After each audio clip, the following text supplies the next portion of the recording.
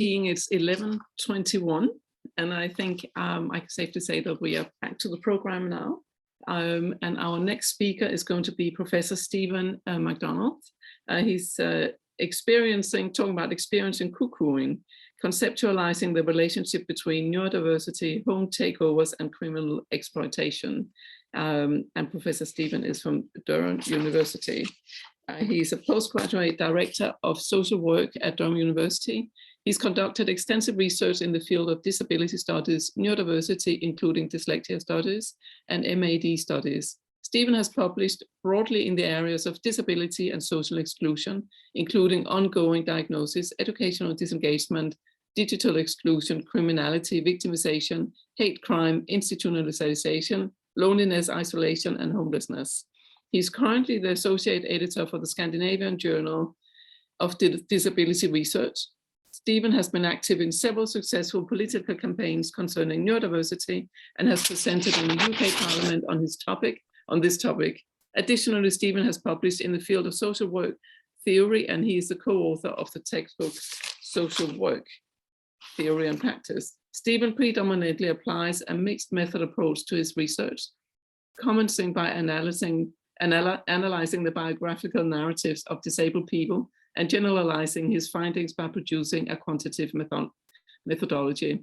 Thus, this method allows disabled people's voices and experiences to be central to his research.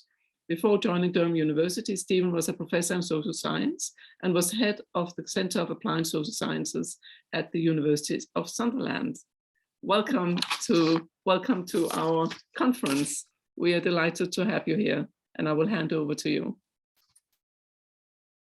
Hi, can everybody see it?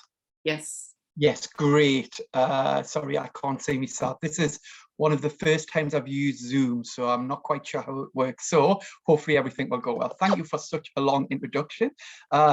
So in terms of, it's worth probably just also pointing out in terms of within my research very much emerges from within disability studies.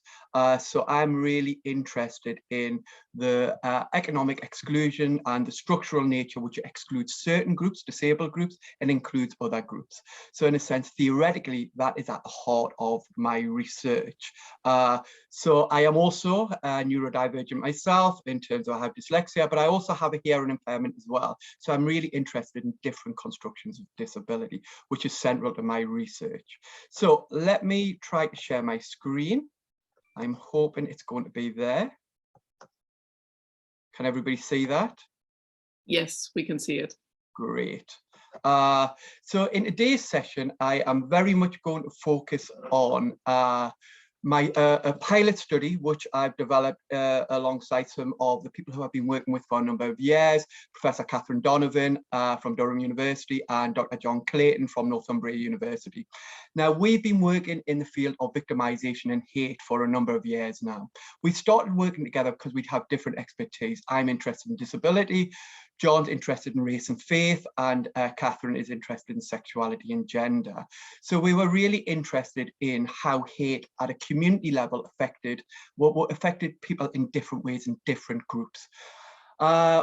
As our research evolved, we realized that there was a lot of crossover, and more recently we're interested in intersectionality. And we're very much interested in a sense, the interaction between community forms of hate. Hate what doesn't necessarily hit criminal thresholds, but actually are targeted by local people to a disabled person or person from an ethnic minority group with the sole reason in terms to really get that person moved out of their community because they're othered, they're seen as othered. And it's out of this research where we started to explore different forms of hate. So we came across the concept of hate crime, especially which affects neurodivergent populations or disabled populations where people, in a sense, develop a relationship with the sole reason to exploit the disabled person, usually financially. So we're interested in different forms of hate and victimization at a community level. And out of this, we came across the concept of cuckooing. So I'll explain in terms of what cuckooing is and how that links to a new form of criminal entrepreneurship within the UK, within England and Wales, which is often referred to as county lines, which is about the sale of drugs, particularly heroin and crack cocaine, and how drug markets have shifted. So in terms of, just to say what cuckooing is, if anybody hasn't heard of the term, cuckooing is basically where an organised criminal group targets a vulnerable individual within the community with the sole purpose to take over the house. Once they take over the house, in a sense, they run their drug enterprise from this particular house. The person's house, the vulnerable person's house who lives there, basically lives in a situation of slavery. So in terms of every aspect of their lives are controlled by the organised criminal group, the individuals who are running the house. So because we were interested in hate at a community level, we started coming across the concept of cuckooing. And we realized it significantly affected disabled people, especially people from neurodivergent communities. Now, actually, within the UK, the term of cuckooing, in a sense, emerges from county lines, and it's absolutely interlinked. So in terms of, in order to understand cuckooing, we need to understand, in a sense, the change in drug markets and the new business model. And I say new, it isn't really new. It's just, in a sense, coming to the, it's just emerging within criminal justice literature. Actually, we can trace it back to the 1990s.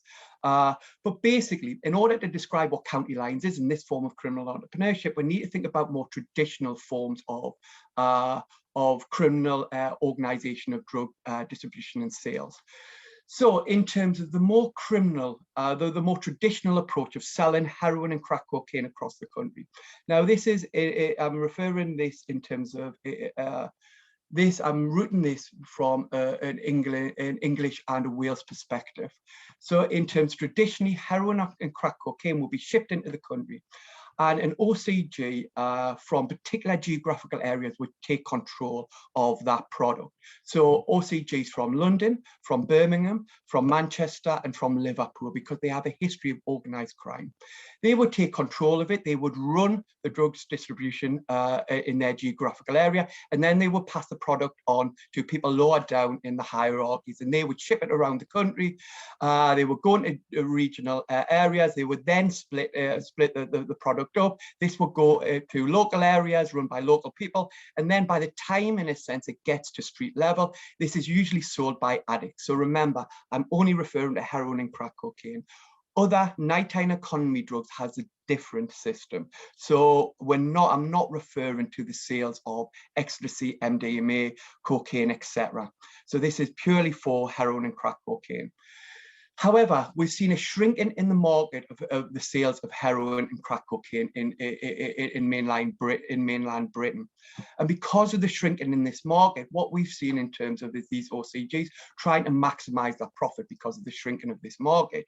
So what they have, in a sense, have developed is a new business model. Rather than passing on that product, controlling their geographical area and passing on that product to less organized groups, in a sense, what they do, in a sense, they move their product across counties and into different regions, and then they infiltrate local heroin markets. They use mobile technologies. So in a sense, they send their own people into these areas. They use mobile technologies. They give a number out to local addicts. They ring up the number, which is the phone is usually situated in another geographical area. That message is passed on to somebody locally, and then they will drop off their heroin. In terms of, this is a 24-hour service. So from a consumer perspective, in a sense, addicts can get access to heroin or crack cocaine any time of the day, when in the past they had to wait for the dealer to come in to wake up, etc. And also the heroin what they're supplying is far stronger, because every time they passed on heroin in the old system, it would be cut, and the strength would always be problematic by the time it got to street level. So in a sense, they can guarantee a level of quality by using this new system of drug entrepreneurship to sell heroin and crack cocaine. So what we see in terms of is hubs. These hubs hubs, London, Birmingham, Manchester and Liverpool, in a sense, expanding that enterprises across England and Wales. In order to do this, and it sounds like this is a highly organised system, and actually the county lines exist in multiple different models, but in terms of usually when they're shifting drugs across the country, they're usually exploiting young people. Young people sometimes think they're gang members, but they're usually exploiting young people who are moving the drugs around the country and infiltrating local communities. So there's a hierarchy here. You've got the top tier of OCGs who never leave their regions.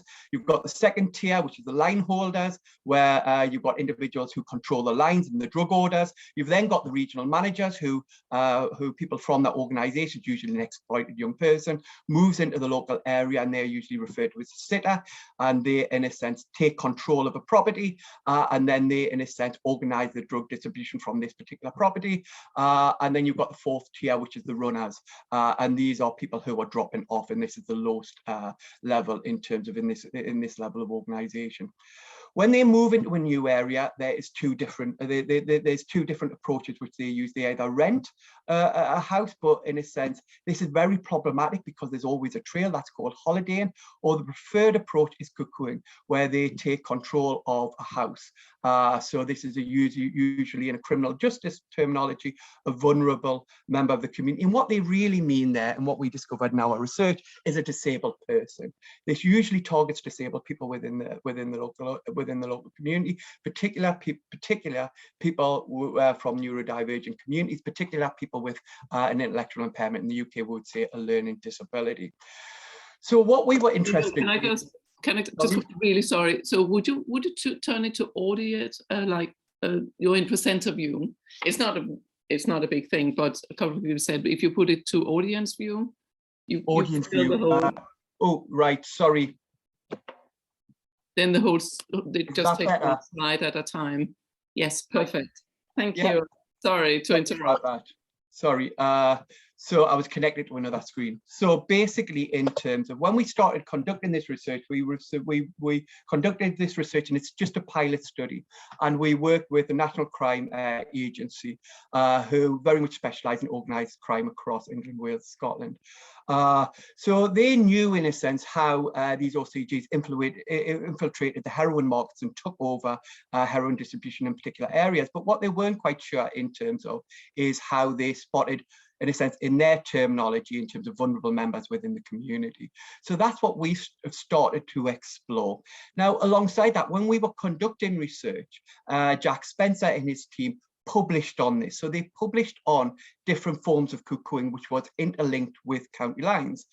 So this was great for us because, in a sense, it gave us, in a sense, a background of different forms of cuckooing which takes place at a neighbourhood level.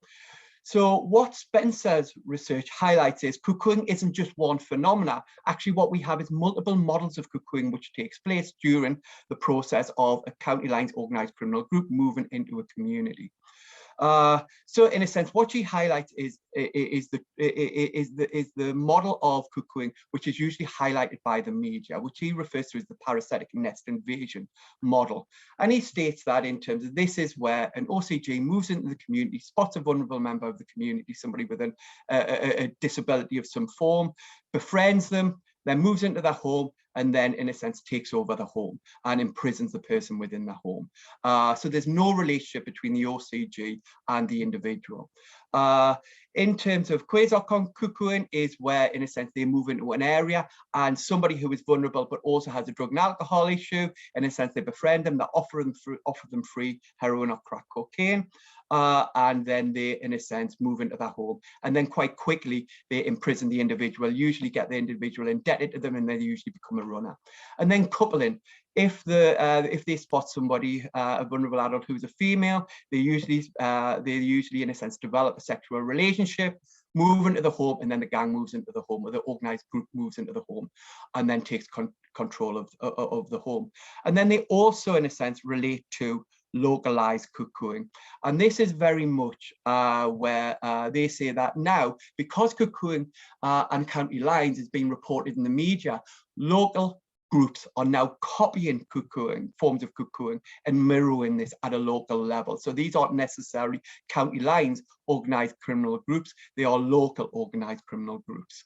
So they refer to localised cuckooing. However, in our research, what we found was, localised forms of cuckooing seems to predate the development of county lines. We had heard of cuckooing at a local level before we see the emergence of county lines criminality in terms of from 2010 onwards.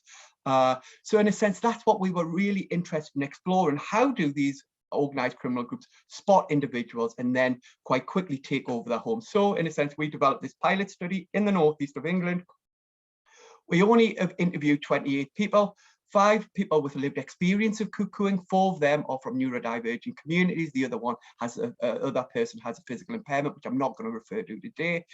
We also interviewed practitioners who work in this field, who have knowledge of this field, who support people who've been cuckooed. So we interviewed social workers, safeguard officers, teachers, support workers, sexual exploitation workers, housing officers, police officers, and youth workers.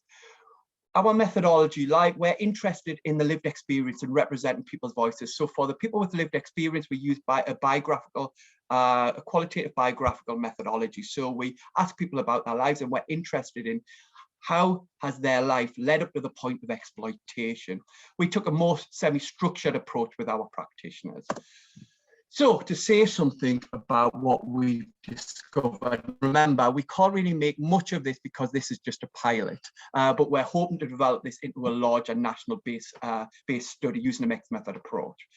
So what we discovered in terms of Spicer's typology was relatively useful because we could see aspects of the parasitic nest invasion, coupling, and the quasar cuckooing models appearing within people who had experienced cuckooing. So Frank, for instance, he was befriended by a woman and he struck up a friendship. And what we noticed was the similarities between mate crime here. She befriended him. They started going out drinking together. And actually, Frank states in his biography that he knew that she was just trying to use him for money, but he was isolated, he was lonely, and he started going out with this individual. Quite quickly, this woman moved into his home, and as soon as she moved in, her boyfriend moved in, and then the organised group moved in. Violence started to happen, and he became imprisoned in his own home. This woman, in a sense, who very much ran the house, who was probably the sitter in this relationship, very much, in a sense, also displayed very much problematic behaviour. So what we saw, this house started appearing, started becoming on police radars because of antisocial behaviour. There was people going in and out of the house, there was parties, neighbours started complaining, and actually Frank then became the focus of police activity. So actually, rather than thinking this is a case of cuckooing, they focused on Frank. Frank was arrested a number of times. He got fined for offences related to antisocial behaviour. And then at the point where he's getting evicted, social services step in and realise he's a victim of cuckooing. In relation to Alison, this happens in a very different approach. This is very much about coupling in terms of a person meets Alison, strikes up a sexual relationship, moves in, moves their friends in, and then violence happens. But what's interesting about Alison, which is different from Frank and Miles, is Alison has resources, which is her parents. So she still is in contact with her parents. The other victims are often have been through the care system. So she draws on the resources of our parents, who go to the police, who then, in a sense, then we have a social work response. And Alison is moved out of home and put under protection. However, what we see in Alison's biography, this is the first time, but it happened multiple times after in Alison's life. Miles, in a sense, we see quasar cuckooing. He's already, in a sense, engaged in drug activity and forms of criminality. And because of this, in a sense, what we see in terms of the people who he is engaging in drug use, then exploit, move into his home, take over his home, take control of his home, start selling drugs, start using violence to control him, start growing cannabis, storing firearms, etc. And they change his lock so he can't get in and out himself. And again, Miles is in contact with social services, so because he's been in care and he's moved around in 8 different homes, but actually it's when a social worker realizes something is happening here, and then we see a response again. So interestingly, when we started talking about practitioners, what practitioners highlighted is the importance of understanding social connectivity in spaces of loneliness and isolation, which creates a space where forms of cuckooing and exploitation can take place. So all of our practitioners talk about vulnerable residents, and what they mean there is disabled people. They talk about the importance of understanding intersections between disability and social class. They talk about lonely spaces, which allows exploitation to take place, but they also talk about how people are being targeted who are just below the threshold of services, who don't have a great deal of contact with services, who are often alcoholics or drug users and sometimes have criminal records. But often in our research, what we discovered, these criminal records are often because of a result of forms of exploitation, rather than them necessarily just engaging in crime. And then recognize that actually it's usually at a local level where these vulnerabilities are spotted. They're known in the community to be vulnerable. Hence, this is how OCGs move in and take over the properties of these individuals.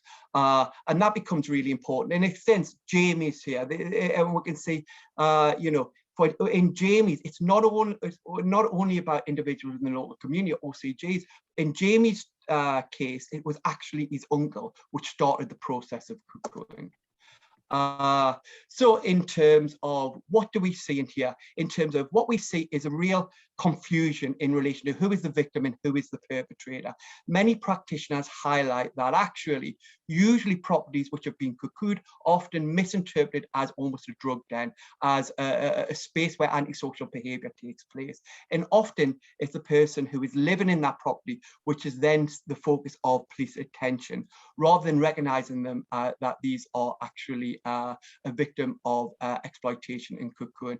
And within this housing officer narrative, we can see that in a sense. And this is an example where a woman is exploited by a group in her local community. Everybody saw her as a problem tenant, but actually when they, in a sense, finally dug into this case and they brought services in, this woman was a victim of cuckooing, but also of sexual exploitation and trafficking. So actually there were services in this woman's life before this, but they were missing and misinterpreting the warning signs of cuckooing as something else.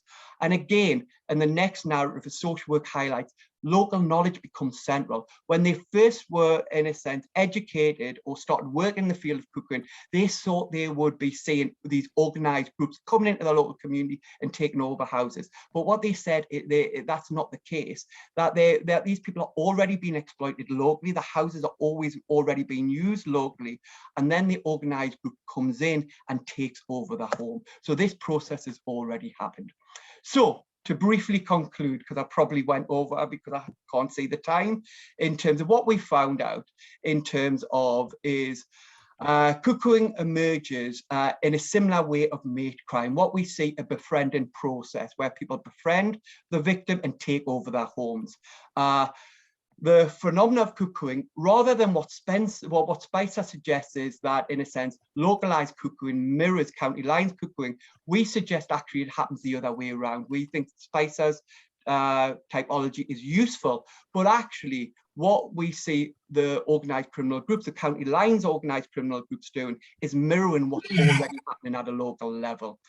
And also, finally, just a final point here in terms of what we also see here in terms of, it's not a surprise that actually this form of criminality is really developed from 2010, and that coincides with austerity measures in the UK, in the shrinking of services, especially in disabled communities. So these criminal groups have absolutely exploited these forms of austerity and the disappearance of services within local communities. So I will finish there. Thank you so much, Stephen, for that. That was really scary to Sorry, hear. I realized I rushed through that because I only had 20 minutes. It's fine. We've got 5 minutes for some questions, but I mean, just listening into it and thinking of all the the vulnerable people being taken advantage of in such a way. And of course, we have these predators in every country all over the world, and all of us are quite vulnerable to being taken advantage of. So this is also why something like community, that's a global community where we can have access to people like us and go in and ask and say, you know, just say help, right? Yeah, absolutely. But I think it's quite an interesting phenomenon, especially why it's very much focused on, especially neurodivergent populations. So when I was speaking to practitioners, in a sense, that's what they highlighted. When they were referring to discourses of vulnerability, what they were usually referring to is neurodivergent populations. But also the intersectional relationship, because they're using drugs, because they're using alcohol, because sometimes they're already known in the community by the police, that becomes a significant factor where these houses are taken over. And when we listen to the stories of people whose houses have been taken over, which I haven't went into time, is just horrific in terms of what it's like to live in the house. And especially if you're a young female, because not only are you exploited and you experience violence, extreme forms of violence, but usually experience rape and sexual exploitation as well. And this is really something that needs to be a lot more awareness of and around. And it's something that I would certainly like for Iron that we bring more awareness out of. So maybe we can link up and find a way where we can ensure that these stories get out to the wider public, obviously anonymized and all this, but I mean, but make sure that people are very aware and to maybe help look out for vulnerable people. I mean, but I think that, from our perspective, though, in terms of where we want to get now, it's really hard. Now, in terms of where we can't, although I've said that we think that, in a sense, the SPICE has typology, which is useful, it operates in the other direction that happens locally, then to a county line. We don't know that yet, really. We need to do a lot more research. This is a pilot. This has told us something. We've been working with the National Crime Agency, and we're hoping to develop this into it, and not just in a sense findings about the process of cuckooing, but hopefully a toolkit where a range of practitioners can use to spot and identify, because actually what we've already seen in the narratives of some of our disabled people is that there is key warning flags. You know, the police are already in contact with these people. So actually at an early stage, we can spot this, we can put services in, and then we can prevent this from evolving. And interestingly, that's somewhat what happened with Alison's case, that actually it was spotted earlier. So intervention was put place before developing extreme forms of violence and exploitation. And that's really why we want, but that's again, if at least there is a community that you can be a part of, maybe there's a way of picking up some of that. I mean, I spoke to a young person not so long ago who had been trained by friends to steal for them.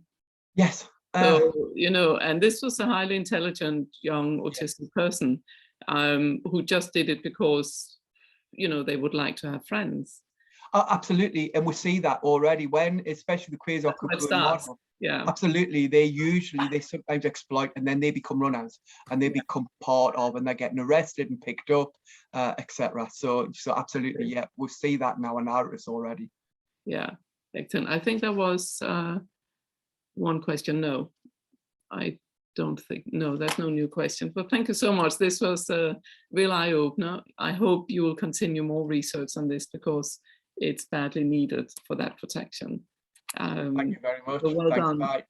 Well done doing it so far, and thank you so much for being here. Much appreciated. Thanks. Thank you.